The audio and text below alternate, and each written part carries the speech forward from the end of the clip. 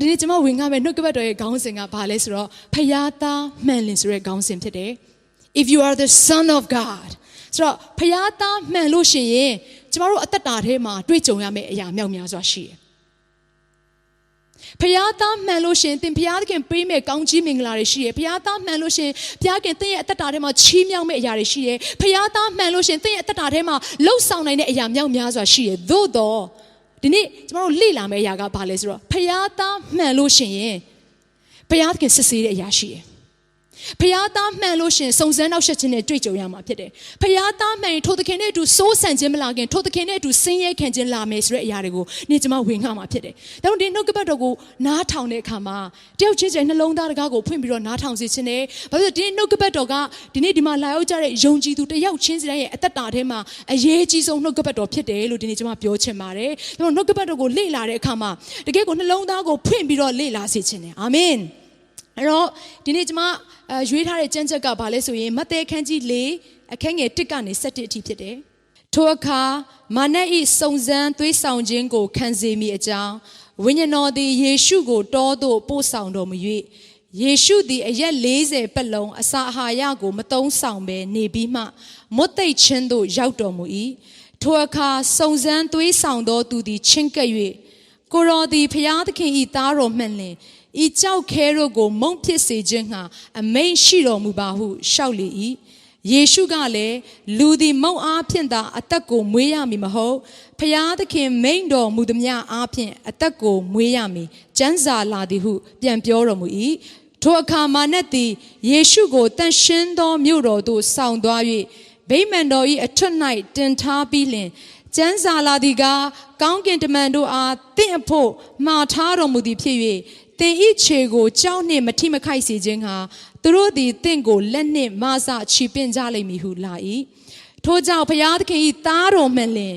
ကိုအောက်သို့ချလိုက်တော်မူပါဟုရှောက်လေ၏ယေရှုကလည်းသင်၏ဘုရားသခင်ထာဝရဘုရားကိုသင်သည်အစုံစမ်းမပြုရဟုကျမ်းစာလာပြန်သည်ဟုမိန့်တော်မူ၏တဖန်မာနတ်သည်ယေရှုကိုအလွန်မြင့်လှစွာသောတောင်ပေါ်သို့ဆောင်သွား၍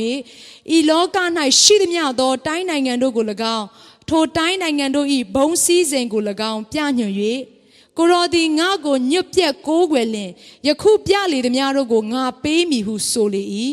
ယေရှုကလည်းအချင်းစာတန်ငါနောက်သို့ဆုတ်လော့သင်၏ဘုရားသခင်ထာဝရဘုရားကိုကိုးကွယ်ရမည်ထိုဘုရားသခင်ကိုသာဝတ်ပြုရမည်ကျမ်းစာလာသည်ဟုမိန့်တော်မူ၏ထိုအခါမာနတ်သည်အထံတော်မှထွက်သွား၍ကောင်းကင်တမန်တို့သည်ချဉ်ကပ်လျက်လှုပ်ကြွေးကြ၏ဖတ်သွားသောနှုတ်ကပတ်တော်ပေါ်မှာဘုရားရှင်ကောင်းချီးပေးပါစေ။အဲ့ဒီနှုတ်ကပတ်တော်ကိုကြည့်တဲ့အခါမှာဖယားသားမှန်လေဆိုတဲ့နှုတ်ကပတ်တော်ရဲ့ခေါင်းစဉ်အတိုင်းပေါ့နော်ဒီနေ့ကျွန်တော်တို့နှုတ်ကပတ်တော်ကိုကြည့်တဲ့အခါမှာဒီမှာဘာကိုတွေ့ရလဲဆိုတော့ယေရှုခရစ်တော်ကိုဖယားကနေပြီးတော့ကောင်းကင်ဖွင့်လှစ်ပြီးတော့ဤသူကငါချစ်တဲ့မြတ်နိုးရငါရဲ့ချစ်သားဖြစ်တယ်လို့ဒီမဿဲခန်းကြီး4ရဲ့သူ့ရဲ့အပေါ်ကနော်3ရဲ့အဆုံးကိုကြည့်လိုက်မယ်ဆိုဤသူကငါနှစ်သက်မြတ်နိုးရငါ၏ချစ်သားပေဒီဟုကောင်းကင်ကအတန်တော်ဖြစ်လေဆိုတော့ဖယားရဲ့သားဖြစ်တယ်လို့ဖယားကအတိအမှတ်ပြုတ်သွားပြီးတဲ့နောက်ပိုင်းမှာဘာလာလဲဆိုတော့ဖယားရဲ့စစ်ကြောစုံစမ်းခြင်းကလာတယ်အဲ့တော့ဒီနေရာမှာကြည့်တဲ့အခါမှာဘာကိုတွေ့ရလဲဆိုတော့ထိုအခါမာနတ်၏စုံစမ်းသွေးဆောင်ခြင်းကိုခံစေမိအကြောင်းအဲ့တော့မာနတ်ရဲ့စုံစမ်းသွေးဆောင်ခြင်းကိုခံစေဖို့ရန်အတွက်တဲ့ဝိညာဉ်တော်သည်ယေရှုကိုတောသို့ပို့ဆောင်တော်မူ၏တဲ့တခါလေကျမတို့အသက်တာထဲမှာနားလေထားတဲ့အရာကဘာလဲဆိုတော့ဖယားသားမှန်လို့ရှင်ဖယားခင်ကငါတို့ကိုစိမ့်လန်းသောကျဆာယာရဲ့တာယာသောမျက်နှာသို့ပို့ဆောင်မယ်ဆိုတဲ့စာလံ23လောက်ပဲကျမတို့ကနားလေထားကြတယ်အဲ့တော့စာလံ23ဆိုတဲ့အရာကသားအဆင့်ကိုပြောတဲ့အရာမဟုတ်ဘူးစာလံ23ကဘယ်အဆင့်ကိုပြောတာလဲဆိုတော့တိုးအဆင့်ကိုပြောခြင်းဖြစ်တယ်တနည်းအားဖြင့်ဝိညာဉ်ပိုင်းအရာမှာမခွဲခြားတတ်သေးတဲ့အဆင့်ကိုပြောခြင်းဖြစ်တယ်အဲ့ဒီနေရာမှာကြည့်တဲ့အခါမှာဝိညာဉ်တော်ဟာတဲ့ယေရှုကိုတဲ့ဘယ်ကိုပို့ဆောင်လဲဆိုတော့တောရက်ကိုပို့ဆောင်တယ်အင်္ဂလိပ်လိုဆိုရင် wilderness လို့ခေါ်တယ်တောဆိုတာကျမတို့မြင်ရောင်လိုက်လို့ရှင်တစ်ပင်နေနဲ့ပြည့်နေတဲ့တောလိုပဲမြင်အောင်စရာအကြောင်းရှိတယ်မြန်မာစကားမှာဖတ်လိုက်တဲ့အခါမှာတိတ်ပြီးတော့နားမလည်နိုင်စရာအကြောင်းရှိပေမဲ့အင်္ဂလိပ်ကျမ်းစာထဲမှာ wilderness လို့ပြောထားတဲ့အတွက်ကြောင့်မလို့သူကလွင်တီးခေါင်ပြင်ဖြစ်တယ်ဘာတစ်ပင်မှမရှိဘူးစားစရာမရှိဘူးတောက်စရာကြီးမရှိတဲ့အရက်မျိုးဖြစ်တယ်ဆိုတော့ကျမတို့အသက်တာထဲမှာလည်းဘုရားခင်ကတားအနေနဲ့ကျမတို့နောက်တစ်ဆင့်ဆွဲခေါ်တဲ့အခါမှာကျမတို့တောင်းတိုင်းပေးမယ်အဆင်မဟုတ်တော့ဘူးကျမတို့ကိုဘုရားခင်ကရင့်ကျက်လာဖို့ရန်အတွက်ကျမတို့ကိုဖျက်ဆီးစေမယ့်အရာတွေရှိတယ်ကျမတို့ကိုပြုပြင်မယ့်အရာတွေရှိတယ် ဒါပေမဲ့တခါတည်းကျမတို့ကဘာကိုပဲစဉ်းစားတတ်ကြလဲဆိုအော်ယုံကြည်သူဖြစ်ရင်ကောင်းကြီးခံစားရမယ်ယုံကြည်သူဖြစ်လို့ရှိရင်ဘုရားခင်ကငါတို့ကိုအမိမဖြစ်စေဘူးကောင်းဖြစ်စေမယ်ယုံကြည်သူဖြစ်လို့ရှိရင်ငါတို့ကိုဘုရားခင်ကအမြဲတမ်းအိုးကောင်းတဲ့အရက်ကိုပဲပို့ဆောင်မယ်ဆိုတဲ့အတွေးတစ်ခုတည်းပဲရှိထားတတ်ကြတယ်ဒီနေ့နှုတ်ကပတ်တော်ထဲမှာပြောတဲ့အရာကအဲ့ဒီตายရတဲ့မျက်နှာတစ်ခုတည်းကိုဘုရားခင်ပို့ချင်တာမဟုတ်ဘူးနောက်ထပ်တစ်ဆင့်ဖြစ်လာပြီဆိုတော့ဒီအဆင့်ကိုရောက်တဲ့အခါမှာကျမတို့အသက်တာထဲမှာသိထားမယ့်အရာကအဲ့ဒါကနည်းနည်းရရအဆင့်မဟုတ်ဘယ်သူတွေကိုပဲပို့ဆောင်လဲဆိုတော့ဖယားသားမှန်တဲ့သူတွေကိုပဲဘုရားရှင်ကပို့ဆောင်တာဖြစ်တယ်ဖယားသားအဆင့်ကိုရောက်လာမှပဲ wilderness တွေကိုဘုရားရှင်ကဖျက်ခိုင်းတာဖြစ်တယ်ဆိုတော့ဒီအဆင့်ကိုဖျက်တဲ့အခါမှာမလွယ်ပါဘူးဒီနေရာကဘာလဲဆိုတော့ယေရှုခရစ်တော်33နှစ်တာမှာပေါ့နော်စတင်ပြီးတော့အမှုတော်ဆောင်မဲ့ကာလဖြစ်တယ်အသက်ရှင်ခဲ့တဲ့အခါမှာဆိုတော့ပထမဦးဆုံးဒီ30ပြည့်နှစ်မှာစပြီးတော့ပထမဦးဆုံးချိန်နဲ့အမှုတော်ဆောင်မဲ့အချိန်မှာတွေ့ရတဲ့စုံစမ်းခြင်းဖြစ်တယ်ဒီစုံစမ်းခြင်းကတိတ်ကြီးပါတယ်စုံစမ်းခြင်းတိတ်ကြီးတယ်ဒါပေမဲ့ဒီလိုပြောလိုက်လို့ယေရှုကစုံစမ်းခြင်းအစမှာပဲတွေ့ရတာမဟုတ်အဆုံးအထိစစ်ကြောစုံစမ်းခြင်းကိုခံခဲ့ရတဲ့ဖခင်ဖြစ်တယ်အာမင်အဲ့တော့ဒီနေ့နှုတ်ကပတ်တော်ကိုကြည့်တဲ့အခါမှာယေရှုဟာအရက်40ပတ်လုံးနေညမပြတ်အစာရှောင်ပြီးတော့ဆုတောင်းနေတယ်ဘုရားသခင်နဲ့စကားပြောနေတယ်အဲ့တော့ wilderness တဲကိုရောက်လာပြီးခက်ခဲတဲ့အချိန်ကိုရောက်လာပြီးဆိုကျမတို့သိရမယ့်အရာတွေကဘုရားကိုဖတ်တွေ့တတ်ဖို့အရင်အရေးကြီးတယ်တခါတည်းကျမတို့ကဆင်းရဲဒုက္ခတွေရောက်တဲ့ trials tribulations တွေကျမတို့မြင်ရတဲ့အခါမှာဘာဖြစ်လဲဆိုတော့စိတ်တက်ကြသွားတတ်ကြတယ်ဘုရားသခင်ကိုကျမတို့ complain လုပ်တတ်တယ်ဘုရားသခင်ကိုအပြစ်တင်တတ်တယ် why ကိုတော့ဘာဖြစ်လို့ဒီလိုမျိုးကြုံတွေ့ရတာလဲဆိုတော့ကျမတို့မေးလို့ရှိတယ်ဒါပေမဲ့အခုဒီနေရာမှာကြည့်တဲ့အခါမှာယေရှုခရစ်တော်ကသူ့ရဲ့အဖခမည်းတော်ကိုပြန်ပြီးတော့စင်ကြယ်တတ်တာကိုကျွန်မမတွေ့ရအောင်ဒါပေမဲ့တွေ့ရတဲ့အရာတစ်ခုကဘာလဲဆိုအရက်40ပတ်လုံးအဲ့ဒီဖျားသခင်သူ့ကိုပို့ဆောင်တဲ့ဖျားနဲ့သူကစကားပြောနေရနေညမပြတ်နေညမပြတ်ဆိုတော့ကျွန်တော်ယုံကြည်သူအသက်တာထဲမှာအဲ့ဒါအရန်ရေးကြီးတယ်ကျွန်တော်ဒုက္ခတွေနဲ့ကြုံတွေ့လာပြီဆိုဘသူထံကိုလှည့်တက်ဖို့အတွက်အရန်ရေးကြီးလဲဆိုတော့ထိုဖျားသခင်ထံကိုလှည့်တက်ဖို့အတွက်အရန်ရေးကြီးအဲ့ဒါကတင့်အတွက်ထွက်မြောက်ရလင်းဖြစ်လိမ့်မယ်အာမင်အဲ့တော့ဆက်ပြီးတော့ကြည့်တဲ့အခါမှာအဲ့လိုမျိုးရောက်နေတဲ့အချိန်မှာတဲ့အစာစားပွင့်အတွက်လည်းမရှိဘူးနေပူနေတဲ့၆တွေ့နေတဲ့အရက်မှာဘာဖြစ်လဲဆိုတော့မာနက်ကသူ့စီကိုလာတဲ့အခါမှာမင်းဟာဖျားသားမှန်လေအဲ့ဒီစကားလုံးကိုကျွန်မသိတဲ့ဘောကြတယ်ကျွန်မအနောက်ကလိုက်ပြောပါအောင်ဖျားသားမှန်လေအဲ့တော့ဖျားသားမှန်လို့ရှိရင်ဒီ၆ခဲကိုမုတ်ဖြစ်စေပါလားဆိုပြီးတော့မာနက်ကယေရှုကိုစိန်ခေါ်တယ်အဲ့တော့ယေရှုရဲ့အထဲထဲမှာမလှုပ်ဆောင်နိုင်တဲ့တကူမရှိတာမဟုတ်သူလှုပ်ဆောင်နိုင်တယ်သူ့မှာအစွမ်းတတ္တိရှိတယ်ဒါပေမဲ့ तू မာနစကားကိုနားမထောင်အမှန်တော့ तू အခက်ခဲဆုံးအခြေအနေကိုရောက်နေပြီခါတည်းကျမတို့အသက်တာထဲမှာဘုရားခင်ကလှုပ်ဆောင်နိုင်ဖို့ရန်အတွက်အခြေအနေတွေပြင်ဆင်ပေးတယ်အစွမ်းတတ္တိကိုပြင်ဆင်ပေးတယ်ဒါပေမဲ့မာနကစိန်ခေါ်လိုက်တယ်ဟေးဘုရားသားမှန်မင်းလှုပ်လိုက်ပါလားမင်းမအစွမ်းတတ္တိရှင်မင်းလှုပ်လိုက်လေမင်းမတကိုးရှိဆိုမင်းလှုပ်လိုက်လေဆိုပြီးတော့စိန်ခေါ်လာတဲ့အခါမှာကျမတို့ねအဲ့ဒါကိုအကင်းပါတက်ဖွင့်တယ်လိုအပ်တယ်ကျမတို့အလုပ်ထဲမှာပဲဖြစ်ကျမတို့မိသားစုထဲမှာဖြစ်တခါတလေဒီလိုမျိုး challenge နဲ့ကြုံရတယ်အဲ့တော့ကြုံတဲ့အခါမှာကျမတို့အနေနဲ့တကယ်ကိုဉာဏ်ပညာရှိစွာနဲ့ပြန်လဲတုံ့ပြန်တတ်ဖို့တဲ့အရင်ကြီးဒီမှာယေရှုကတော့ဘာပြန်ပြောလိုက်လဲဆိုတော့ကျမအရင်သဘောကျတယ်ယေရှုကလည်းလူဒီမုံအားဖြစ်တာအသက်ကိုမွေးရမည်မဟုတ်ဖျားသခင်မိန်တော်မူသည်များအားဖြင့်အသက်ကိုမွေးရမည်ဟုကျမ်းစာလာသည်ဟုပြန်ပြောတော်မူ၏ဆိုတော့သူ့ရဲ့အထဲထဲမှာရှိနေတဲ့အရာကဖျားသခင်နဲ့ဆိုင်တဲ့အရာပဲရှိတယ်ဖျားရဲ့နှုတ်ကပတ်တော်ပဲရှိတယ်ဒီနေ့အဖြစ်သူကဖျားကိုဆွဲလန်းခြင်းနဲ့အသက်ရှင်နေတဲ့အခါမှာမာနရဲ့စုံစမ်းခြင်းလာတဲ့အခါမှာသူကြော်လွှားနိုင်တယ်ဒီနေ့ကျမတို့အသက်တာထဲမှာမာနရဲ့စုံစမ်းခြင်းလာတဲ့အခါမှာကြော်လွှားခြင်းနေဆိုရင်ဒီတစ်ခုတည်းသောထွက်မြောက်လမ်းကထိုဖျားရဲ့နှုတ်ကပတ်တော်ပဲဖြစ်တယ်ဒါကြောင့်နှုတ်ကပတ်တော်ကိုကျမတို့အသက်တာထဲမှာနေညမပြတ်ဆင်ခြင်အောင်မိပြီးတော့အဲ့ဒီနှုတ်ကပတ်တော်နဲ့သွားမယ်ဆိုကျမတို့အသက်တာဟာမာနကိုအောင်နိုင်တဲ့အသက်တာဖြစ်မှာဖြစ်တယ်ဟာလေလုယာဟာလေလုယာအဲ့တော့ယေရှုကအခုအရက်40ပတ်လုံးအစာလောင်နေတာနော်ဒါပေမဲ့ဒီဇာတိနဲ့ဆိုင်နဲ့ဒီအစာကိုသူညှင်းပယ်နိုင်ခဲ့တယ်ဒါပေမဲ့အေးသောရဲ့အသက်တာကိုပြန်လှည့်ပြီးတော့ကျမတို့ပြန်စဉ်းစားကြည့်အောင်အေးသောဟာအမဲကိုလိုက်ပြီးတော့ပြန်လာတဲ့အခါမှာတမနက်လေးပဲသူမစားရတာအဲ့ဒီအချိန်မှာ तू ပြောလိုက်တဲ့စကားကဘာလဲဆိုတော့သေလောက်အောင် तू စားခြင်းနေတယ်ပဲဟင်းတစ်ခွက်ကိုတရက်လေးပဲအစာရှောင်ရတယ်လို့ပဲတွက်ကြည့်ပါအောင်သေလောက်အောင်စားခြင်းနေတယ်အဲ့တော့ဖျားပေးထားတဲ့သားဦးအရာတနည်းအားဖြင့်ကောင်းကင်နဲ့ဆိုင်တဲ့အရာကို तू ကဘာလုပ်လိုက်လဲဆိုတော့ထိုစားစရာတစ်ခုနဲ့ तू ကလဲခဲ့တယ်ဒါပေမဲ့ယေရှုကတော့မလဲခဲ့ဘူးနော်ဒါဆိုကျမတို့အသက်တာထဲမှာစဉ်းစားဆင်ခြင်တဲ့အခါမှာဒီကျမတို့အသက်တာထဲမှာဆွဲလန်းတဲ့အရာတွေရှိတယ်ကျမတို့အသက်တာထဲမှာနှစ်သက်တဲ့အရာရှိတယ်မစွန့်လွတ်ခြင်းတဲ့အရာတွေရှိတယ်ဒီနေ့ဘုရားသခင်ကအဲ့ဒီအရာတွေနဲ့ဘုရားသခင်နဲ့ဆိုင်တဲ့အရာကိုသွားမလဲမိစေဖို့ဒီနှုတ်ကပတ်တော်ကနေကျမတို့ကိုတိုက်တွန်းနေခြင်းဖြစ်တယ်ဟာလေလုယာဒါကြတဲ့ကျမတို့ဆွဲလန်းတဲ့အရာတွေကတနည်းအားဖြင့်ကျမတို့ရဲ့အသက်တာထဲမှာပထမနေရာရှိနေတဲ့အရာတွေပေါ့ဟုတ်တယ်မလား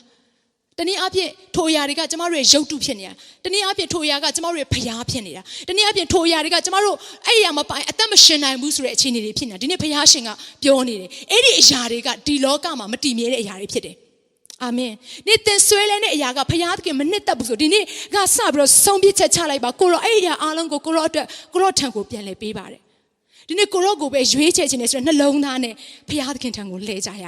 အာမင်ယေရှုကတော့လေကျွန်မအရင်ယေရှုရဲ့နှလုံးသားကိုကျွန်မသဘောကျတယ်။သူလုံးဝဖခင်ရဲ့အလို 100% သူလိုက်တဲ့အခါမှာသူအသက်တာထဲမှာအောင်မြင်ခြင်းကိုတွေ့ရတယ်။ဒါကပထမဦးဆုံးအချိန်စုံစမ်းခြင်းလာတဲ့အခါမှာဒါယေရှုပြန်လဲပြီးတော့တုံ့ပြန်လိုက်တဲ့စကားဖြစ်တယ်။သူကဘာနဲ့တုံ့ပြန်လဲဆိုတော့နှုတ်ကပတ်တော်နဲ့တုံ့ပြန်တယ်။အဲ့တော့နှုတ်ကပတ်တော်ထဲမှာအသက်ရှိတယ်။နှုတ်ကပတ်တော်ကတင့်ကိုရှင်စေမှာဖြစ်တယ်။ဒါဆိုစုံစမ်းခြင်းလာတဲ့အခါမှာတင်ပြန်ပြီးတော့တုံ့ပြန်ရမယ့်အရာကနှုတ်ကပတ်တော်ပဲဖြစ်တယ်။ဒါကြောင့်မလို့ကျမ်းစာထဲမှာဗာပြောတာကိုရောကိုမပြစ်မှားပဲနေနိုင်ပါမိကြောင်းဗျာဒိတ်တော်ကိုနှလုံးထဲမှာသို့ထားပါပြီအာမင်အဲ့ဒီနေ့ဖခင်ကိုမရွေးဘဲနဲ့လောကအရာကိုရွေးခြင်းကဖခင်ကိုပြစ်မှားခြင်းဖြစ်တယ်တနည်းအားဖြင့်အထဲထဲမှာဖခင်ရဲ့နှုတ်ကပတ်တော်မရှိတဲ့အခါမှာကျွန်တော်တို့ရွေးတဲ့အရာတွေကဇာတိအသွေးအသားနဲ့ဆိုင်တဲ့အရာတွေပဲဖြစ်သွားတတ်ကြတယ်ဟာလေလုယာဒီနေ့ဖခင်ကသူ့ကိုရွေးစေခြင်းတယ်ဖခင်ကသူ့ကိုပဲနော်ပထမနေရာမှာထားစေခြင်းတယ်ဖခင်ရှင်ဖြစ်တယ်အဲ့တော့ဆက်ကြည့်တဲ့အခါမှာအဲ့တော့အခန်းငယ်9နဲ့9ကိုရောက်လာတဲ့အခါမှာကျွန်မတစ်ချက်လောက်ပြန်ဖတ်ချင်တယ်ဒုတိယအကြိမ်ပေါ့နော်ဆက်ပြီးတော့မာနက်ကဆက်ပြီးတော့သွေးဆောင်တယ်ထိုကမာနက်သည်ယေရှုကိုတန်ရှင်းသောမြို့တော်သို့ဆောင်သွား၍ဗိမာန်တော်၏အထွတ်၌တင်ထားပြီးလင်ကျမ်းစာလာသည်ကကောင်းကင်တမန်တို့အားတင့်အဖို့မှားထားတော်မူသည်ဖြစ်၍တင်၏ခြေကိုကြောက်နှင့်မထိမခိုက်စေခြင်းကသူတို့သည်တင့်ကိုလက်နှင့်မဆချီပင်ကြလိမ့်မည်လို့ရေးထားတယ်ဆိုတော့ဒီမှာဘာကိုတွေ့ရလဲဆိုတော့မာနက်ကယေရှုကိုဗိမာန်တော်ရဲ့အထွတ်ကိုခေါ်သွားတယ်။တနည်းအားဖြင့်ဟိုအမြင့်ဆုံးဗိမာန်တော်ရဲ့အစွန်အဖျားလေးမှာတင်ထားတာဖြစ်တယ်။ဆိုတော့အဲ့ဒီနေရာမှာတင်ထားပြီးတော့ဘာဖြစ်ဆိုမင်းဟာဖျားသားမှန်လင်ဒုတိယအကြိမ်စိန်ခေါ်ပြန်ပြီ။မင်းဟာဖျားသားမှန်လင်အပေါ်ကနေအောက်ကိုခုန်ချလိုက်ပါလား။ကောင်းကင်တမန်တွေကတင့်ဖို့မှာထားတယ်တင့်အတွက်နော်အောက်မှာမင်းကျလာပြီဆိုတော့တင့်ကိုချီပင့်ဖို့အတွက်ကောင်းကင်တမန်တွေရှိတယ်လို့ပြောတဲ့အချိန်မှာယေရှုခရစ်တော်ကမာနရဲ့စကားကိုနားမထောင်တခါလေကျမတို့ကလေရန်သူကကျမတို့စီကိုလာလို့ရှင်တတိထားမယ့်အရာတကွာသူနှုတ်ကပတ်တော်နဲ့ပဲလာလေးရှိတယ်တတိထားပါကျမ်းစာနဲ့ပဲပြန်လာတာအဲ့တော့အာရနဲ့အေဝါကိုသွားပြီးတော့နော်အပြစ်ထဲကိုရောက်စေဖွင့်တယ်လေမာနက်ကဘာကိုပဲသုံးလဲဆိုတော့ဒီကျမ်းစကားကိုပဲသုံးတယ်ဒါပေမဲ့ကျမတို့ရဲ့အသက်တာထဲမှာနားလည်ရမယ့်အရာတစ်ခုကဘာလဲဆိုတော့ဒီကျမ်းစကားကဒီလိုပြောထားလို့ငါလှုပ်လိုက်လဲဘာမှမဖြစ်ပါဘူးဆိုတာတဲ့ဖျားခင်ပြောထားတဲ့ကျမ်းစကားတွေအများကြီးဖျားရဲ့နှုတ်ကပတ်တော်ကိုစိတ်စိတ်နားလေတက်ဖို့အတွက်အရင်ရေးကြည့်တခါတည်းကျရင်ဘာဖြစ်လာတယ်မင်းကဖျားသားလေယေရှုခရစ်တော်ရဲ့အသွေးတော်နဲ့ရွေးဝယ်ခြင်းကိုခံထားရတဲ့သူပဲသူ့ရဲ့ဂျေဇုကတင့်ဖို့လုံလိုက်တယ်ဒီအပြစ်တစ်ခုလေးလှုပ်လိုက်တာဘာမှမဖြစ်ပါဘူးလို့မာနရဲ့သွေးဆောင်ခြင်းတွေကလာလိမ့်မယ်မှန်တယ်လေဒါနှုတ်ကပတ်တော်ထဲမှာရှိတဲ့အရာတွေဟုတ်တယ်ယေရှုကငါတို့အတွက်အကုန်လုံးကိုလှုပ်ဆောင်ပေးခဲ့ပြီးယေရှုကငါတို့အပြစ်ကိုဆေးကြောပေးမဲ့ဘုရားရှင်ဖြစ်တယ်ဆိုပြီးတော့မာနရဲ့သွေးဆောင်ခြင်းလာလို့ရှင်တင်သွားပြီးတော့ကောင်းမငြိမ့်မိပါစေနဲ့ yes and amen သွားမထူတက်ဖွင့်တဲ့အရင်ရေးကြည့်တယ်။ဘာဖြစ်လို့လဲဆိုလို့ရှင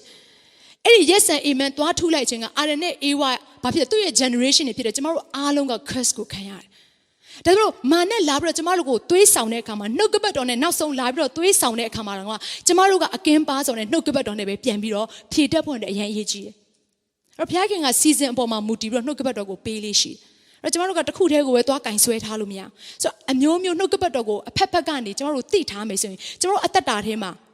ဖျားသားအနေနဲ့အသက်ရှင်တဲ့အခါမှာဖျားသားဖြစ်ကြောင်းကိုသက်သေထူနိုင်မှာဖြစ်တယ်ဟာလေလုယာအဲ့လိုသက်သေထူနိုင်ဖို့ရအတွက်ကလည်းဝိညာဉ်တော်ဘုရားကကျွန်တော်တို့ကိုကူညီပေးမယ်ဘာအားဖြင့်ပဲကူညီမလဲဆိုတော့နှုတ်ကပတ်တော်အားဖြင့်ပဲကူညီပေးမှာဖြစ်တယ်အဲ့ဒါဆိုရင်ရှင်ကျွန်တော်တို့အသက်တာထဲမှာသိထားမယ့်အရာကဘာလဲဆိုတော့နှုတ်ကပတ်တော်ကိုကျွန်တော်တို့အသက်တာထဲမှာတိုးထားရမယ်အဲ့တော့နှုတ်ကပတ်တော်ဆိုတဲ့အရာကကျွန်မပြောပြချင်တဲ့အရာကRhema နဲ့ Logos ဆိုတာရှိတယ် Logos ဆိုတာကအခုကျွန်တော်တို့ဖတ်လိုက်တယ်ဒီတိုင်းပဲဒီစာအုပ်ထဲမှာရှိနေတယ်ဒါပေမဲ့ Rhema ကဘယ်အချိန်မှာထွက်လာလဲဆိုတော့အဲ့ဒီနှုတ်ကပတ်တော်ကိုဆင်ခြင်ပြီးတော့နှလုံးသွင်းလိုက်တဲ့အခါမှာမာနရဲ့စုံစမ်းခြင်းလာတဲ့အခါမှာတော့ခက်ခဲခြင်းတွေဆင်းရဲခြင်းတွေနဲ့လာတဲ့အခါမှာဘုရားခင်ကအထဲထဲကနေအဲ့ဒီနှုတ်ကပတ်ကိုဆွဲထုတ်ပြီးတော့ကျွန်တော်တို့ရဲ့ဝိညာဉ်လူကိုစကားပြောတယ်ကျွန်တော်တို့ခံစားဘူးပါလိမ့်မယ်နောက်ဆုံးအပြစ်ထဲမှာရောက်နေတဲ့အချိန်မှာဘုရားခင်အဲ့ဒီနှုတ်ကပတ်တော်နဲ့ကျွန်တော်တို့ကိုပြန်ပြီးတော့လမ်းပြတယ်ဆိုတော့ဘုရားခင်ငါ့ကိုခွင့်လွှတ်ပါတယ်ဒီအပြစ်လေးတစ်ခုလှုပ်လိုက်ရင်ကောင်းတယ်ဘာမှမဖြစ်ပါဘူးငါပြန်ပြီးတော့တောင်းပန်လိုက်ရင်ရတယ်ဆိုတဲ့အခြေအနေမျိုးမှာတစ်ဖက်ကလည်းဘုရားခင်ကဘာပြောလဲဆိုတော့no ဒီဟာကမတန့်ရှင်းသူတွေအလုပ်ဖြစ်တယ်ဒီအရာကငါတို့နဲ့ဆိုင်တဲ့အရာမဟုတ်ဘူးဆိုတော့တစ်ဖက်ကလည်းဘုရားခင်ကပြန်ပြီးတော့တတိပေးမှာဖြစ်တယ် ခါတည်းကျမတို့ကဂျေဇုတော်ကိုကျမတို့အပိုင်တွက်ထားတတ်ကြတယ်ဂျေဇုတော်ဆိုတဲ့အရာကိုကျမတစ်ချက်လောက်ရှင်းပြချင်တယ်ဂျေဇုတော်ဆိုတဲ့အရာကနော်ကျမတို့ကိုအပြစ်သေးကိုသွေးဆောင်တဲ့ဂျေဇုတော်မဟုတ်ဘူးဂျေဇုတော်ဆိုတာနောင်တလမ်းတဲ့ကိုသွေးဆောင်တဲ့ဂျေဇုတော်ဖြစ်တယ်ဂျေဇုတော်ဟာကျမတို့အတွက်လုံလောက်တယ်ဆိုတာအပြစ်သေးမှာနေဖို့အတွက်လုံလောက်တယ်လို့ပြောခြင်းမဟုတ်ဘူးဂျေဇုတော်ဆိုတာကျမတို့အပြစ်သေးမှာရောက်နေတဲ့အချိန်မှာပဲလေထိုဘုရားထံကိုပြန်လှည့်ပြီးတော့နောင်တနဲ့ပြန်လာတက်တဲ့အရာကိုအဲ့ဒါကဂျေဇုတော်လို့ခေါ်တယ်အဲ့ဂျေဇုတော်ကကျမတို့အသက်တာထဲမှာရှိခြင်းတယ်ဘုရားခင်ကပို့ပြီးတော့သွန်လောင်းပေးခြင်းတယ်အဲ့ဒီဂျေဇုတော်နဲ့ကျမတို့ကိုရစ်ပက်ခြင်းတယ်ဒါဆိုဒီနေ့ကျမတို့နားလည်ရမယ့်အရာတစ်ခုကဒီဘုရားရဲ့ဂျေဇုတော်ဘုရားရဲ့ဂျေဇုတော်ကိုတာ၍နားလည်နိုင်ဖို့ရန်အတွက်ကျွန်တော်တို့အသက်တာထဲမှာဘယ်သူရှိရမလဲဆိုဝိညာဉ်တော်ဘုရားကိုနေ့ရက်အစဉ်တိုင်းမှာ 100% နေရာပေးရမှာဖြစ်တယ်အာမင်ဒါကြတဲ့ဝိညာဉ်တော်ဘုရားကိုကျွန်တော်တို့အသက်တာထဲမှာအလုပ်လုပ်ဖို့ရန်အတွက်ကြောက်ရွံ့တတ်ကြတယ်ဘာဖြစ်လို့လဲဆိုတော့ဝိညာဉ်တော်ဘုရားလှုပ်ရှားလာပြီဆိုရင် तू လှုပ်ချင်တဲ့ဘုရားပုံစံအတိုင်း तू လှုပ်မှာပဲအာမင်ယေရှုခရစ်တော်ကလူသားအနေနဲ့ကြွလာတဲ့အခါမှာလူသားဆန်တဲ့အပြုတ်မှုနဲ့ကျမတို့အသက်တာကျမတို့လောကမှာသူရှိခဲ့တဲ့အချိန်မှာသူပြုတ်မှုခဲ့တယ်။ဒါပေမဲ့ခမည်းတော်ဖခင်လောကကိုအုပ်ချုပ်တဲ့အချိန်ကိုပြန်ကြည့်လိုက်တဲ့အခါမှာဖခင်အဖြစ်နဲ့ဓာတ်ရအုပ်ချုပ်တဲ့အခါမှာ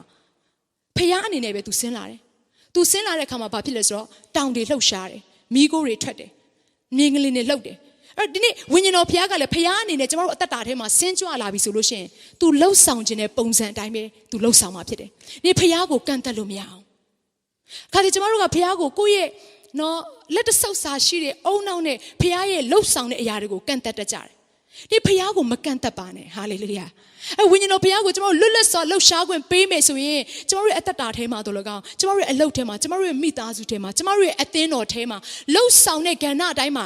ထိုဘုရားကိုကျွန်တော်အခွင့်ပေးလိုက်မယ်ဆိုရင်ကျွန်တော်ပြောမယ်သင်ဟာအလုပ်လှုပ်ဆောင်တဲ့အခါထဲမှာတကိုးနမိတ်လက္ခဏာနဲ့ယေရှုလှုပ်ဆောင်နိုင်ခဲ့တဲ့ပုံစံအတိုင်းသင်လှုပ်ဆောင်နိုင်မှာဖြစ်တယ်လို့ယေရှုလှုပ်ဆောင်နိုင်တဲ့အတိုင်းအတာထဲကြော်လွန်ပြီးတော့သင်လှုပ်ဆောင်နိုင်မှာဖြစ်တယ်အာမင်အာမင်ဒါကြောင့်မလို့ဒီဘုရားရှင်ကဘာပြောလဲဆိုတော့ဒီအဲ့နှုတ်ကပတ်တော်ကိုနားလည်ရမှာဖြစ်တယ်အဲ့ဒီဝိညာဉ်တော်ကိုကျွန်တော်တို့အသက်တာထဲမှာဥဆောင်ခွင့်ပေးရမှာဖြစ်တယ်ဘာလို့ဆိုဝိညာဉ်တော်ဘုရားကပဲကျွန်တော်တို့အသက်တာထဲမှာထိုနှုတ်ကပတ်တော်ကိုနားလည်စီမဲ့အရှင်ဖြစ်တယ်ဆိုတော့ယေရှုခရစ်တော်ပြန်လဲပြီးတော့အဲ့လိုတုံ့ပြန်လိုက်တဲ့အခါမှာနောက်ထပ်တတိယအကြိမ်လာပြီဆိုတော့ဘာပြောလဲဆိုတော့တဖန်မာနတ်သည်ယေရှုကိုအလွန်မြင့်လှစွာသောတောင်ပေါ်သို့ဆောင်၍ဤလောက၌ရှိသမျှသောတိုင်းနိုင်ငံတို့ကို၎င်းထိုတိုင်းနိုင်ငံတို့၏ဘုံစည်းစုံကို၎င်းပြညွှန်၍ကိုရောသည်ငါကိုညွတ်ပြည့်၍ကိုးကွယ်လင်ယခုပြလေသမျှတို့ကိုငါပေးမည်ဟုဆိုလေ၏ဆိုတော့ဒီနေရာမှာလာတဲ့အခါမှာနောက်ဆုံးတစ်ဆင့်ဖြစ်သွားပြီနောက်ဆုံးအဆင့်ကဘာလဲဆိုတော့ယေရှုကိုတဲ့မြင့်လှစွာသောတောင်ပေါ်ကိုခေါ်သွားတယ်အဲ့ဒီတောင်ပေါ်ကနေတမဟုတ်ချင်းတော့တခဏအတွင်းလောကမှာရှိတဲ့စီးစိမ်အားလုံးကို तू ကတိုင်းနိုင်ငံအားလုံးကို तू ပြတယ်ဆိုရင်ကျမတို့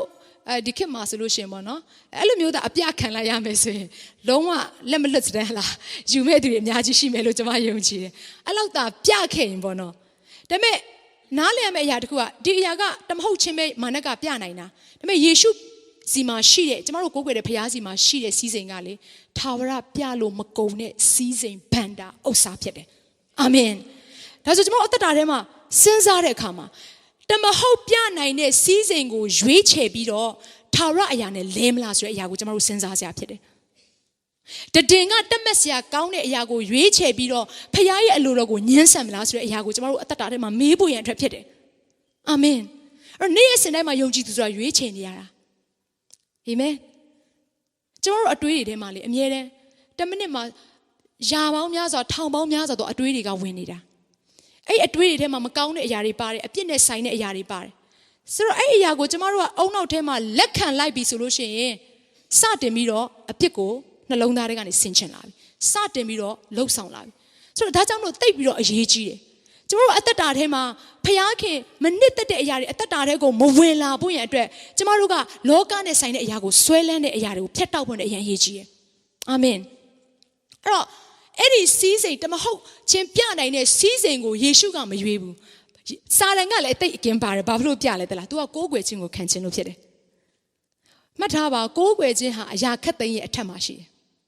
ကိုးကွယ်ခြင်းတဲ့မျက်နှာမရှိဘူးဘာဖြစ်လို့လဲဆိုတော့ကိုးကွယ်တယ်ဆိုတော့ကိုယ့်ထက်ကြီးမြတ်တဲ့သူကိုပဲကိုးကွယ်လို့ရတယ်အဲ့တော့ဖခင်သခင်က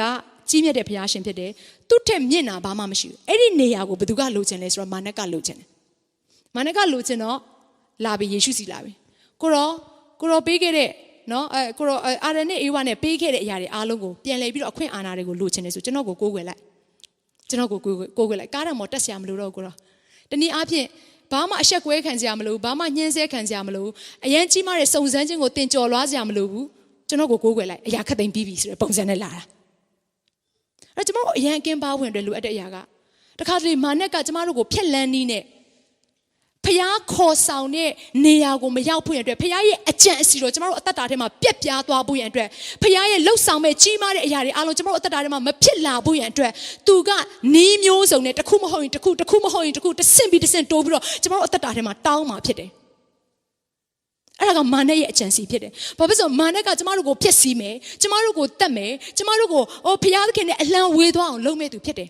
ဆိုတော့ဒီနေရာမှာကြည့်တဲ့အခါမှာယေရှုကဘာလုပ်လဲဆိုတော့အချင်းစားတဲ့ငါနောက်သို့ဆုတ်လော့အချင်းစားတဲ့ငါနောက်သို့ဆုတ်လော့လို့ပြောတဲ့အချိန်မှာမာနကသူ့စီကထွက်သွားတယ်ဆိုတော့ကျမတို့အခုနပြောခဲ့သလိုပဲအတွေးခေါ်တွေအမျိုးစုံကျမတို့အထဲမှာဝင်လာလိမ့်မယ်မာနနဲ့ဆိုင်တဲ့အတွေးခေါ်တွေ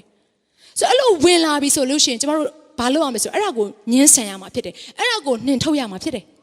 မနှင်ထုတ်ဘူးဆိုကျမတို့နှလုံးသားထဲမှာတုံပြီးတော့တာ၍အပြစ်လုပ်စရာဖြစ်မယ်တာ၍ဒေါသထွက်စရာဖြစ်မယ်တာ၍မေတ္တာခေါင်းပါစရာဖြစ်မယ်တာ၍တယောက်နဲ့တယောက်ချီနှောင်စရာတွေဖြစ်မယ်တယောက်နဲ့တယောက်ပို့ပြီးတော့အမြင်ပြင်းစရာတွေဖြစ်မယ်တယောက်နဲ့တယောက်အမုန်းပွားစရာတွေဖြစ်မှာဖြစ်တယ်ဒီအသင်းတော်အခုနကကျွန်မပြောခဲ့ပြီးပြီ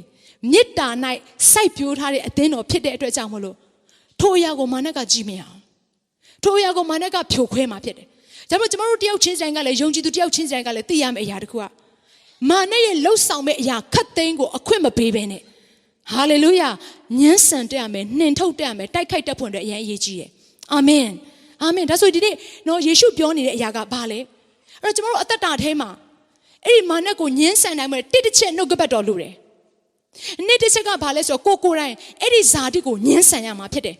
အဲ့တော့ဘာဖြစ်လို့နှုတ်ကပတ်တော်လိုတယ်လို့ကျွန်မပြောလဲဆိုတော့နှုတ်ကပတ်တော်ဟာတဲ့ကျွန်တော်တို့ရဲ့ခြေရှိမှာမီးခွက်ဖြစ်တယ်တဲ့အခုကျမတို့သွားနေတဲ့လမ်းကမှောင်မိုက်တဲ့လမ်းဖြစ်တယ်လေအာမင်အဲ့တော့အဲ့နှုတ်ကပတ်တော်ကကျမတို့အသက်တာထဲမှာ you have to light it up အဲ့ဒီနှုတ်ကပတ်တော်ဆိုတဲ့မီးကိုဖွင့်ရမှာဖြစ်တယ်အဲ့ဒီနှုတ်ကပတ်တော်ကိုပိတ်ထားပြီးတော့အိမ်မှာခေါင်းအောက်မှာတင်ထားလို့မရအဲ့ဒီနှုတ်ကပတ်တော်ကိုဖွင့်ပြီးတော့ကျမတို့အသက်ရှင်မယ်ဆိုလို့ရှိရင်ဘလောက်ပဲစူးညောင်းနေရှိနေစေဘလောက်ပဲခလုတ်တွေရှိနေပါစေကျမတို့ချော်လဲကြအကြောင်းမရှိဘူးအာမင်အာမင်စုံစမ်းခြင်းတွေဘလောက်ပဲကြီးလေကျမတို့ထိုအရာတွေကိုကြော်လွှားနိုင်ပြီးတော့အောင်ခြင်းနဲ့အတူဘုရားရဲ့ရှေ့မှာဟာလေလုယာဘုရားကိုကျင့်နဲ့အားရစေတဲ့သူတွေဖြစ်မှာဖြစ်တယ်။ဒီနေ့ကျမပြောချင်တယ်။စုံစမ်းခြင်းတွေဘလောက်ပဲလာအဲ့စုံစမ်းခြင်းကိုသီးခံတော်သူဖြစ်ပါ။ဘုရားကငါတင့်ကိုတစ်ဆင့်ပြီးတစ်ဆင့်ဆွဲခေါ်သွားပြီဆိုသင် new level ရောက်တဲ့အခါတိုင်းမှာသိရမယ့်အခါ new devil နဲ့သင်တွေ့လိမ့်မယ်။အာမင်။အဲ့ new devil နဲ့တွေ့တဲ့အခါမှာသင်အနေနဲ့လုပ်ရမယ့်အရာကနှုတ်ကပတ်တော်ပြီးရင်သင်ရဲ့ဇာတိအလိုကိုညှင်းဆန်မယ်ဆိုလို့ရှိရင်သင် new level ကိုတက်နိုင်မှာဖြစ်တယ်။အဲ့ဒါကဘုရားခင်သင်ကိုရောက်စေခြင်းနဲ့အရာ။ဒီမှာရှိတဲ့အသင်းတော်မှာရှိတဲ့အသင်းသူသင်သားတယောက်ချင်းစီကိုဘုရားရှင်ကကယ်တင်ခြင်းရရင်အစ်စ်နဲ့ဘုရားခင်ကမရက်စေခြင်းဘူး။အာမင်။ကယ်တင်ခြင်းရရင်ပြီးပြီကောင်းကင်နိုင်ငံတော်သွားရရင်ပြီးပြီဆိုတော့အစ်စ်လောက်နဲ့ဘုရားခင်ကကျမတို့ကိုရက်တန့်စေခြင်းနဲ့ဘုရားရှင်မဟုတ်ဘူး။နောက်ထပ်တစ်ဆင့်ကိုဆက်ပြီးတော့တက်စေခြင်းနဲ့ဘယ်အစ်စ်လဲဆိုယေရှုခရစ်တော်နဲ့တူတဲ့အသက်တာယေရှုကိုရွေးတဲ့အသက်တာလိုမျိုးဘုရားရှင်ကကျမတို့ကိုဖြစ်စေခြင်းတာဖြစ်တယ်။ဒီနေ့ကျမတို့အသက်တာထဲမှာပြန်ပြီးတော့စဉ်းစားကြရအောင်။ယေရှုနဲ့မတူတဲ့အရာမှန်သမျှထိုအရာတွေအားလုံးကိုစွန့်ပစ်ဖို့ရတဲ့ဒီနေ့ကျမတို့အသက်တာထဲမှာစဉ်းစားမှာဖြစ်တယ်။ဟာလေလုယာ။နေ့ရက်စဉ်ထဲမှာတွာလာနေတဲ့အခါမှာအသက်ရှင်နေတဲ့အခါမှာငါရဲ့အသက်တာထဲမှာယေရှုနဲ့မတူတဲ့အရာတွေကဘာတွေလဲ။ယေရှုနဲ့မတူတဲ့အကျင့်တွေကဘာတွေလဲ။ယေရှုနဲ့မတူတဲ့အပြောအဆိုကဘာလဲ။ယေရှုနဲ့မတူတဲ့အတွေးအခေါ်ကဘာလဲယေရှုနဲ့မတူတဲ့အမြင်တွေကဘာလဲယေရှုနဲ့မတူတဲ့အသက်ရှင်ခြင်းတွေကဘာလဲဆိုတဲ့အရာကိုစဉ်းစားဆင်ခြင်ပြီးတော့ကိုယ်အလိုကိုညှင်းပယ်ပြီးတော့ကိုယ့်ရဲ့လက်ဝါးကတိုင်ကိုထမ်းပြီးတော့ဖခင်နောက်ကိုလိုက်မယ်ဆိုရင်ဖခင်သားဖြစ်ကြောင်းကိုတလောကလုံးကမြင်လာမှာဖြစ်တယ်အာမင်ဒီနေ့ကျွန်မပြောပြမယ်ဖခင်သားမှန်နေဆိုရင်တင့်ကိုဘုရားခင်ကဖခင်သားမှန်ကြောင်းသူကိုယ်တိုင်ကြေညာမယ်အခုနယေရှုကိုကြေညာတယ်လို့နေ့တစ်ချက်ကဘုရားသားမှန်ပြီဆိုလို့ရှိရင်တင့်ကိုဘုရားခင်ကစစ်ဆေးဖို့ရန်အတွက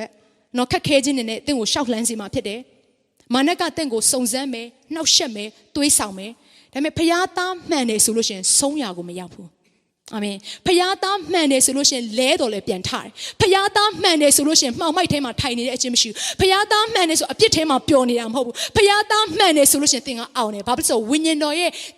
့ဥဆောင်ခြင်းကိုခံရလို့ဖြစ်တယ်ဝိညာဉ်တော်ဆုံးမပဲ့ပြင်သမျှသောသူတို့သည်ဖခင်သားဖြစ်တယ်လောကကိုအောင်တယ်လောကကိုအောင်တာဘာဖြစ်လို့လဲဆိုတော့ဖခင်သားဖြစ်နေလို့ပဲ အာမင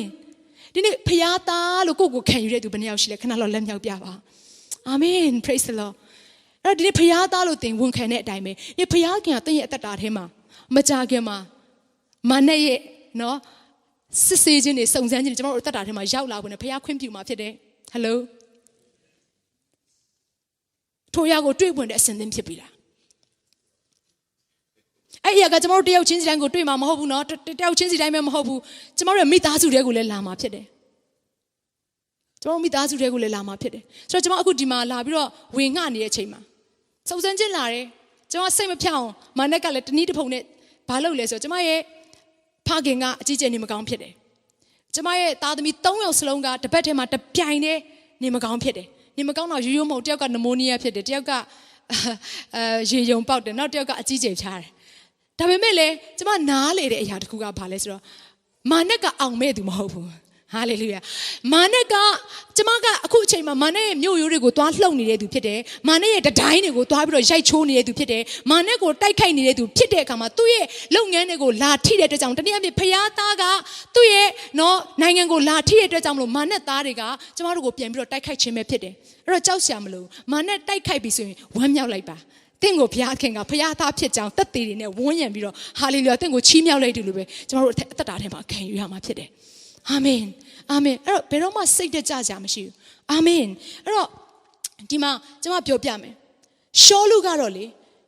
သူကဘုရားခင်ရဲ့ရွေးချယ်ခြင်းကိုခံရတဲ့သူဖြစ်ပေမဲ့လောကစည်းစိမ်နဲ့ပတ်သက်လာပြီဆိုလို့ရှင်သူကဘုရားကိုမရွေးချယ်ခဲ့ဘူးအဆုံးသတ်မလှခဲ့ဘူးဒီတင်းရဲ့အသက်တာထဲမှာရှောလူလိုမျိုးလောကစည်းစိမ်နဲ့ပတ်သက်လာတဲ့အရာတွေကိုရွေးချယ်မယ်ရှောလူလိုမျိုးဖခင်ရဲ့စကားကိုနားမထောင်ဘူးဆိုရင်ဒီဖခင်ရဲ့ဂတိတော်နဲ့သင်လွဲမှာဖြစ်တယ်ဖခင်ရဲ့ပို့ဆောင်ခြင်းတွေသင်ခံစားမှာမဟုတ်ဘူးဒါကနှုတ်ကပတ်တော်ထဲမှာပြောတဲ့အတိုင်းပဲဖြစ်တယ်ဒါကြောင့်ကိုယ့်ရဲ့အသက်တာထဲမှာဖခင်ရဲ့ပို့ဆောင်ခြင်းဖခင်ရဲ့ဥဆောင်ခြင်းကိုခံခြင်းနဲ့ဆိုလို့ရှိရင်ဒီဖခင်စကားကိုနာခံတတ်တဲ့သူဖြစ်ရမယ်ဖခင်ရဲ့အမိန့်တော်ကိုနာခံတတ်တဲ့သူဖြစ်ရမှာဖြစ်တယ်အာမင်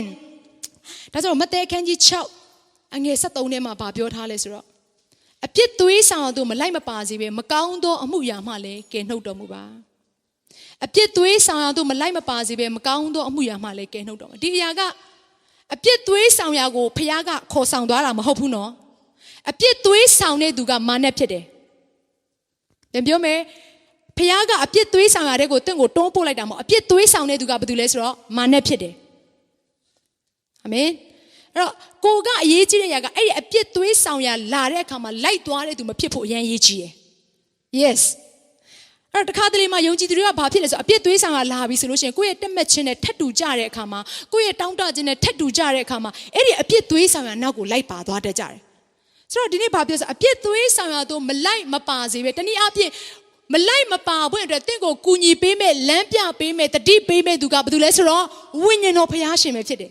အဲ့တော့ယေရှုရဲ့အနာမှာဝိညာဉ်တော်ဘုရားရှင်ကထက်ချက်မခွာရှိနေတာနော်ယေရှုကိုပို့ဆောင်ပေးတာလေဘာလို့လဲဆိုတော့ဝိညာဉ်တော်ဘုရားပဲလေဟုတ်တယ်မလားဆိုတော့ဝိညာဉ်တော်ဘုရားရှင်ကပဲတင့်ကိုအပြစ်သွေးဆောင်ရတဲ့မှာမလိုက်မပါစေဖို့အတွက်ပဲတင့်ကိုကူညီပေးမှာဖြစ်တယ်အာမင်အဲ့တော့အဲ့ဝိညာဉ်တော်ဘုရားကပဲကျွန်တော်တို့အသက်တာကိုပြုပြင်မယ်ကျွန်တော်အသက်တာထဲမှာရှိညစ်ညူးတဲ့အရာတွေ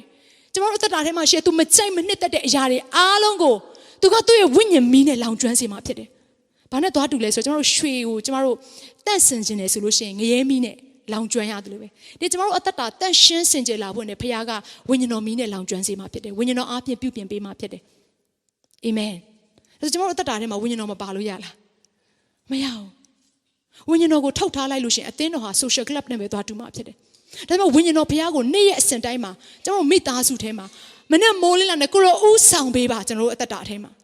အခုအချိန်ဟာဝိညာဉ်တော်အုပ်ဆိုးတဲ့ကာလဖြစ်တယ်တော့ဝိညာဉ်တော်အုပ်ဆိုးတဲ့ကာလမှာဝိညာဉ်တော်ဘုရားကိုကျွန်တော်တို့ညှင်းဆန်နေဆိုရင်ဘာနဲ့သွားတူလဲဆိုတော့ယေရှုခရစ်တော်လက်ထက်မှာယေရှုခရစ်တော်ကိုညှင်းဆန်နေသူတွေနဲ့ကျွန်တော်တို့ထပ်တူညီမှာဖြစ်တယ်အာမင်ဒါဆိုလို့ရှိရင်အခုဝိညာဉ်တော်အုပ်ဆိုးတဲ့ကာလမှာကျွန်တော်တို့အသက်တာထဲမှာအဲ့ဒီဝိညာဉ်တော်ဘုရားကို 100% နေရာပေးပါခါတည်းကျွန်တော်တို့ကကြောက်တတ်ကြတယ်အော်ဝိညာဉ်တော်ဘုရားငါတို့အသက်တာထဲမှာဥဆောင်လာတယ်ငါတို့အသင်းတော်ထဲမှာလှုပ်ရှားလာတယ်ဆိုရင်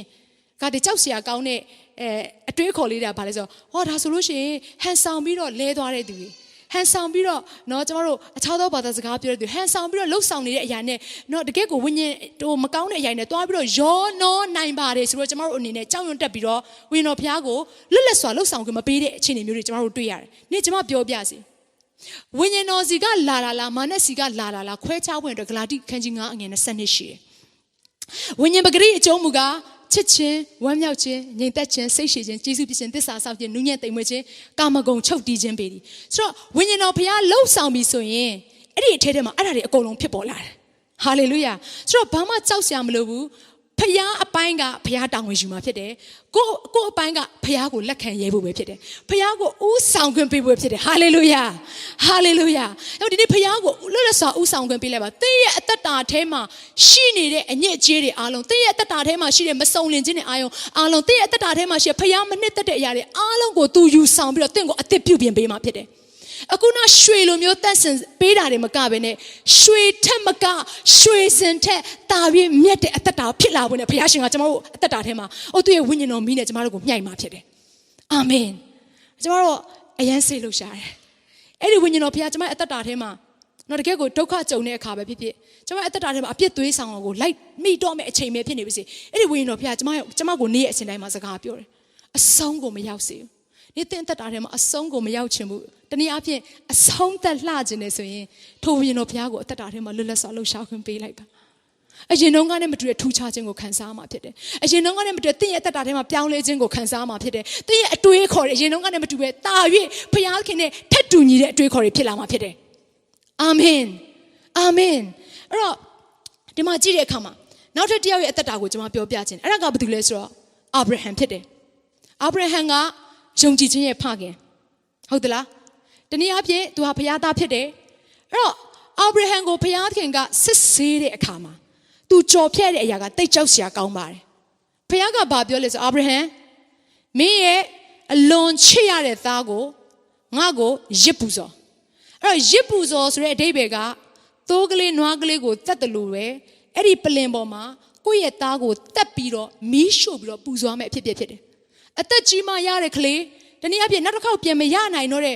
နောက်တစ်ခုကကျတော့ဘုရားသခင်ပေးထားတဲ့ဂတိတော်ဖြစ်တဲ့ဒီကလေးကိုသူကိုယ်တိုင်တတ်ဖို့ရန်အတွက်ဘုရားခင်ကသူ့ကိုစိန်ခေါ်တယ်စစ်ကြောလာတယ်စုံစမ်းလာတယ်အဲ့ဒီအချိန်မှာအာဗြဟံကလေပြန်ပြီးတော့ဟာကိုတော်ပဲပြောပြီးတော့မောဘအမျိုးတွေကိုယ့်ရဲ့သားသမီးကိုမီးရှို့ပြီးတော့နော်ရစ်ပူဆိုတဲ့အမှုကိုကိုတော်မကြိုက်ဘူးဆိုပြီးတော့ပြန်ပြီးတော့ဘုရားခင်ကိုသူစောရကမတတ်ဘူးလုံးဝသူပြန်စောရကမတတ်ဘူးကိုတော်ပေးထားတဲ့ဂတိတော်လေဘာလဲကိုတော်မမှတ်မိဘူးလားဒါဟိုတနေ့ကပဲပြောထားတာသူပြန်ပြီးတော့ဘုရားကိုစောရကမတတ်ဘူးဘုရားတောင်းလာတဲ့အခါမှာတနေ့အဖြစ်ဘုရားစစ်ဆေးလာတဲ့အခါမှာတနေ့အဖြစ်ဘုရားစုံစမ်းလာတဲ့အခါမှာသူ့အနေနဲ့နှလုံးသားအပြည့်နဲ့ဝန်ခံပြီးတော့သူ့ရဲ့သားကိုရစ်ပလင်ပေါ်မှာတင်ပြီးတော့သူတတ်ဖို့ရန်အတွက်လှုပ်ဆောင်တဲ့အခါမှာအဲ့ဒီအချိန်မှာဘုရားရဲ့ကောင်းကင်တမန်ကပေါ်လာပြီးတော့သူ့ရဲ့လက်ကိုကင်တယ်ထိုလူလင်ကိုမထိနဲ့အမှန်တော့လေအာဗြဟံကိုဘုရားကဘာကြောင့်ဒီလိုခိုင်းနေဆိုတဲ့အရာကိုအာဗြဟံနားမလဲဒါပေမဲ့အာဗြဟံနားထောင်ခဲ့တယ်အမေတို့အဲ့ဒီအရာကဘာကိုပုံဆောင်ခြင်းလဲဆိုတော့တနေ့ကျရင်ယေရှုခရစ်တော်ဟာလူသားတစ်ယောက်ချင်းစီအတွက်ခမည်းတော်ဘုရားရဲ့အချစ်ဆုံးသားဖြစ်တဲ့တူဒီတော်သားဖြစ်တဲ့ယေရှုခရစ်တော်ဟာကျမတို့လူသားတွေအတွက်လောကကိုဆင်းလာပြီးတော့အသေးခံမယ်အသွေးသွန်းလောင်းပေးမယ်ဆိုတဲ့အရာကိုပုံဆောင်နေခြင်းဖြစ်တယ်အဲ့တော့စဉ်းစားကြည့်တဲ့အခါမှာအာဗြဟံဒီအရာတွေကိုဘာမှမမြင်ခဲ့ပါဘူးဒါက prophet ပြုချက်ဖြစ်တဲ့အနာဂတ်ကို prophet ပြုနေခြင်းနဲ့ဖြစ်တယ်အာဗြဟံနားမလည်ခဲ့ပေမဲ့အာဗြဟံဘာလုပ်ခဲ့လဲဆိုတော့ဝန်ခံခဲ့တယ်အဲ့နားလေရမယ့်အရာတကနေ့ဖခင်ရဲ့ဂတိတော်ကိုနော်ရပြီဆိုလို့ရှိရင်ကျမတို့ဖခင်ရဲ့ဂတိတော်အပေါ်မှာရက်တည်ရတော့ဟုတ်ပါတယ်ဒါပေမဲ့အဓိကကပါဆိုအဲ့ဖခင်ရဲ့ဂတိတော်အတီးဖြစ်လာဖို့ရန်အတွက်ကျမတို့ဖခင်ရဲ့အမိန့်ကိုအရင်နာခံတက်ဖွင့်တဲ့အရင်ရေးကြည့်တယ်အာမင်ဖခင်ရဲ့ဂတိတော်တဲ့ဖခင်ရဲ့အမိန့်တော်ကပို့ပြီးတော့အရေးပါတယ်ပို့ပြီးတော့ကျမတို့အတွက်တကယ့်ကိုနှလုံးသားထဲမှာထိုအမိန့်တော်ကိုနာခံတက်ဖွင့်တဲ့အရင်ရေးကြည့်တယ်အဲ့တော့ဘာဖြစ်လဲဆိုတော့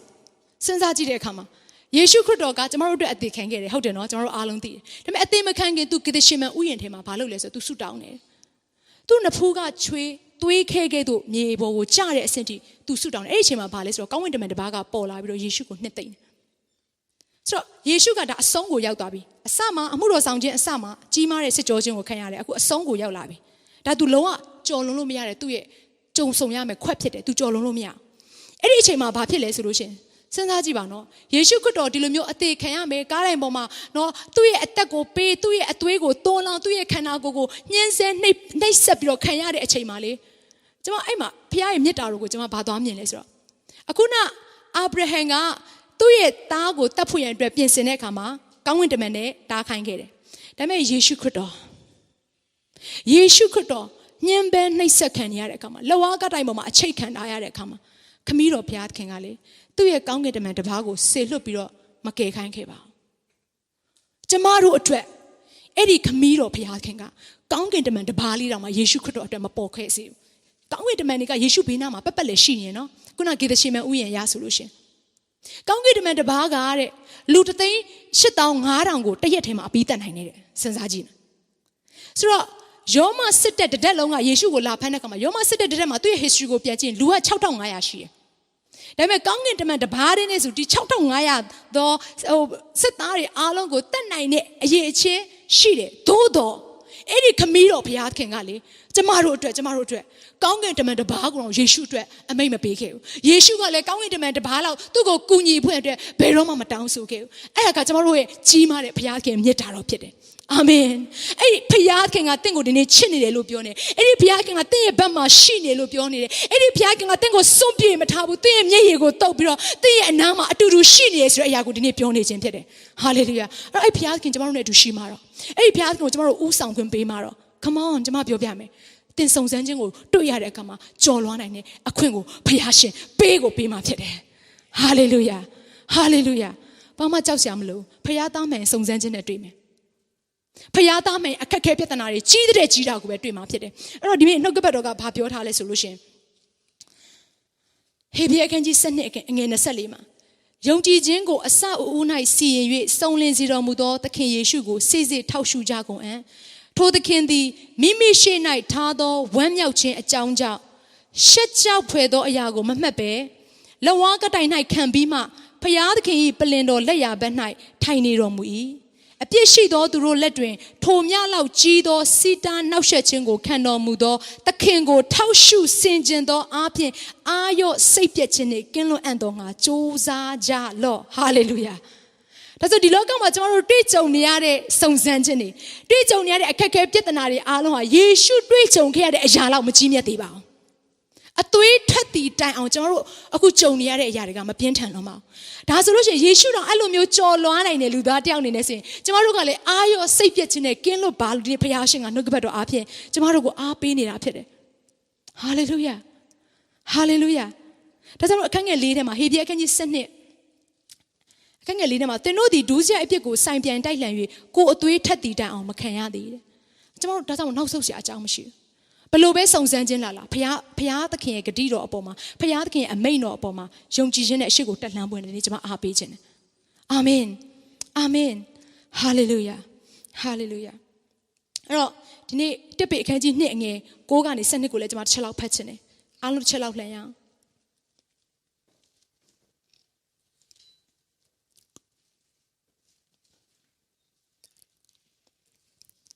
သင်တို့မူကားမှောင်မိုက်ထဲမှအံ့ဘွယ်သောအလင်းတော်သို့ခေါ်သွင်းတော်မူသောသူ၏ဂုဏ်ကျေးဇူးများကိုဖော်ပြစေခြင်းက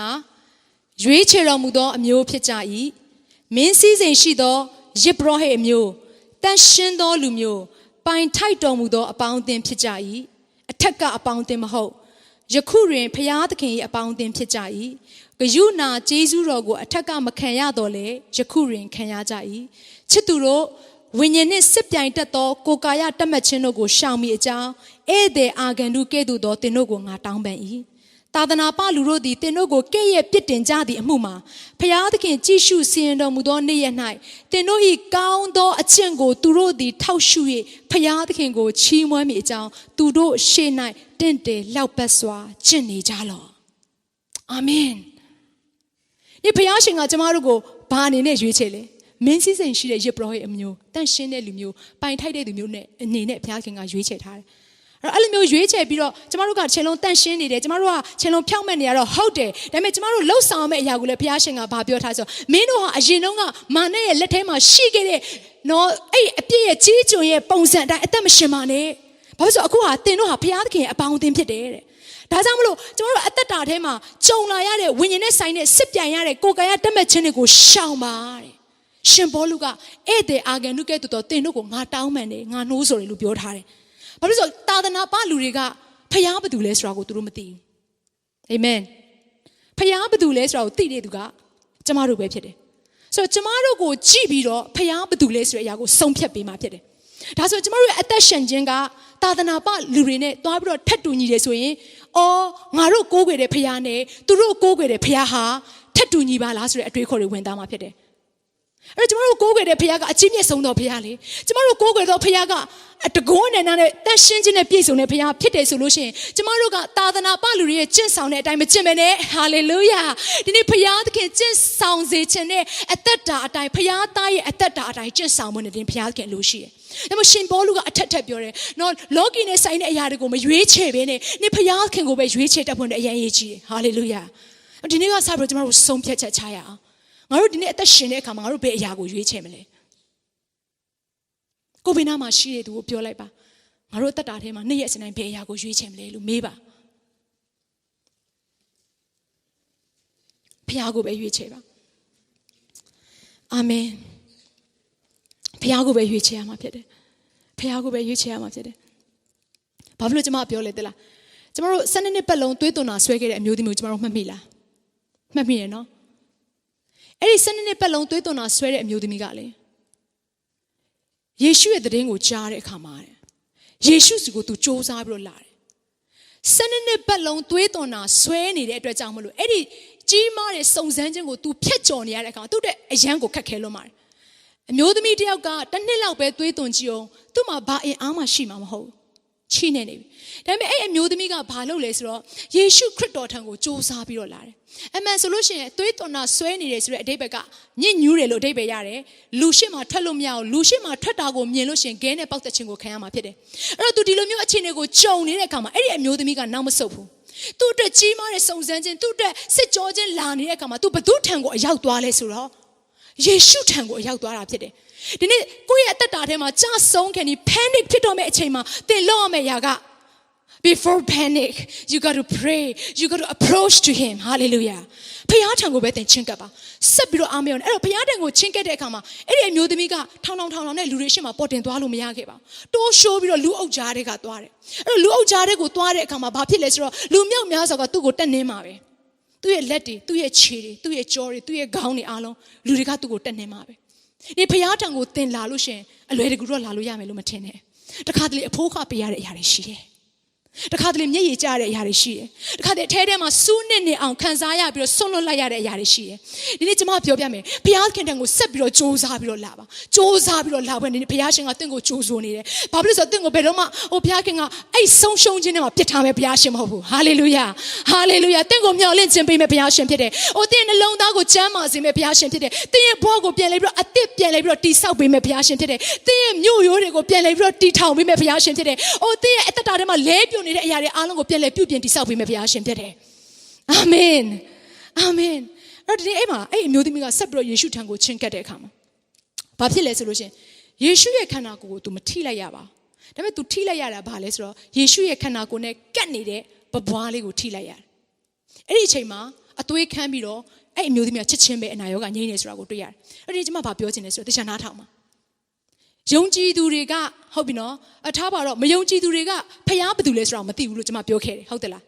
ဟုတ်တယ်နော်ဒါပေမဲ့အခုက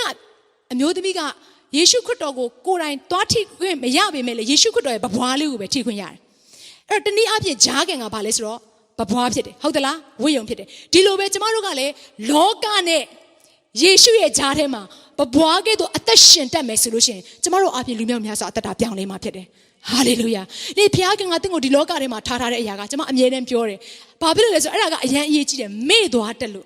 တင့်ကိုဘုရားခင်ကဒီလောကမှာထားတယ်ဆိုတဲ့အရာကလူ900လောက်ပြောင်းလဲဖို့နဲ့ဘုရားရှင်ထားတာမဟုတ်ဘူးလူထောင်ပေါင်းများစွာတောင်းပေါင်းများစွာသိန်းပေါင်းများစွာကိုပြောင်းလဲစီဖို့နဲ့ဘုရားရှင်တင့်ကိုဒီလောကထဲမှာထားတာဖြစ်တယ်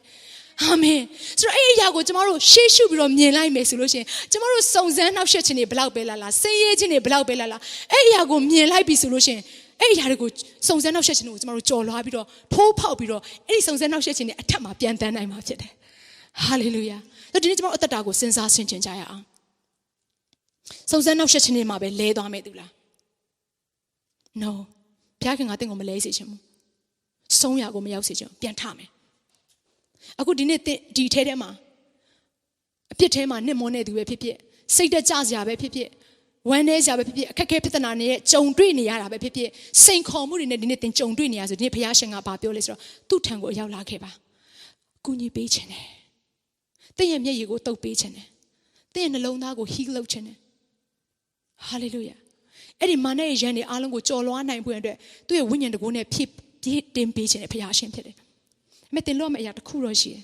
။အဲ့ဒီဖခင်ကိုကြိုးဆိုပွင့်ရတဲ့ဖြစ်တယ်။ဟာလေလုယာ။ဖခင်သားမှန်ရင်ဖခင်သခင်နဲ့အဆက်အသွယ်မပြတ်ဘူး။ဖခင်သားမှန်ရင်ဖခင်သခင်နဲ့အမြဲတမ်းချိတ်ဆက်မှုရှိတယ်။ဆိုတော့ဖခင်သားမှန်လို့ရှင်ဒီဖခင်ကိုယ့်ရဲ့အသက်တာထဲမှာကြိုးဆိုလိုက်ပါ။အဲ့ဒီဝိညာဉ်တော်ဖခင်ကိုကြိုးဆိုလိုက်ပါ။လွတ်လပ်စွာလှုပ်ရှားခွင့်ပေးလိုက်မယ်ဆိုသင်ရဲ့အသက်တာထဲမှာတမဟုတ်ခြင်းပြောင်းလဲခြင်းကိုခံစားမှာဖြစ်တယ်။ဒီဖခင်သခင်အလုပ်လုပ်လို့ရှင်မကြောက်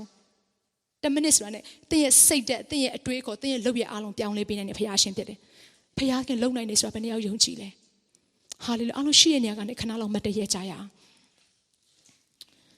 ဟာလေလုယာဒီကိုယ့်ရဲ့အသက်တာထဲမှာဒီနေ့ဖခင်ကိုလိုတယ်ဆိုလို့ရှင်ကိုရောရဲ့အကူအညီကိုလိုတယ်ကိုရောရဲ့လမ်းပြခြင်းကိုလိုတယ်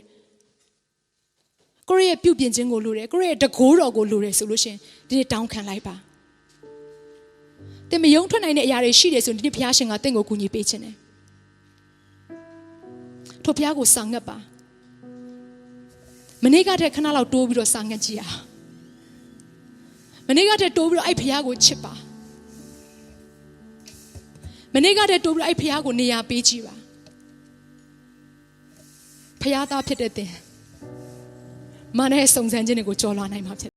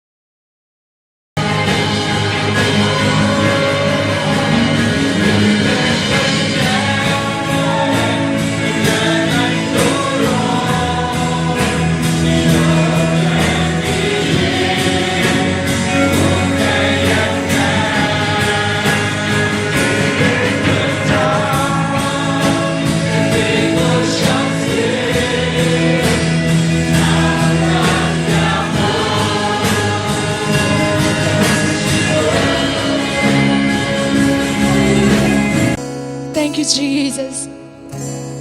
ကိုရဒီနေ့ကိုရပြုတဲ့အမှုရာအတွက်ကိုရကိုယေရှုတင်တယ်